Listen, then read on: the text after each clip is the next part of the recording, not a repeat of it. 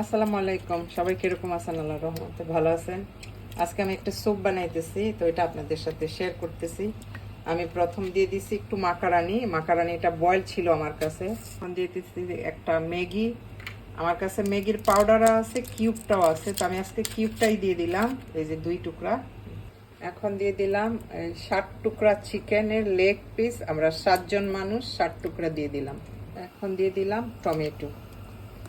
এই স্যুপটা রোজার মধ্যে খাইতে কিন্তু অনেক ইয়ামি হয়।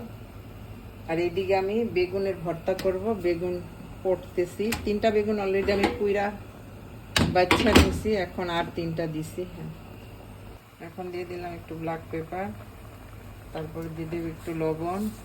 এটা কিন্তু ইয়ামি একটা স্যুপ হবে, খাইতে সাদা মাটা কিন্তু খাইতে অনেক স্বাদ। এখন আমি দিয়ে দেব এই 3 পিস কাঁচামরিচ দিলাম। এখন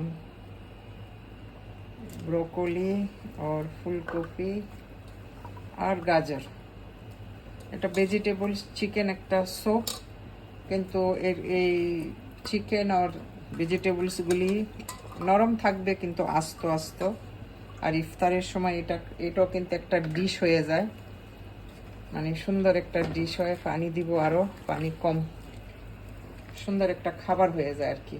ইয়ামি অ্যান্ড স্বাস্থ্যকর খাবার, কোনো এটার মধ্যে তেল নাই, মশলা নাই, কোনো কিছু নাই, মানে অনেক ইয়ামি একটা খাবার হয়ে যায়। হ্যাঁ, আমার স্যুপ কিন্তু রেডি হয়ে গেছে।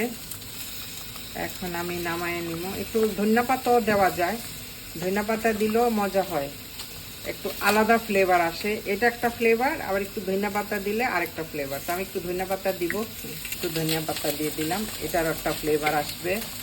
তো খাইতে অনেক ইয়ামি হয়, পেটও ফুল হইব, আবার ইয়ামি একটা স্যুপ।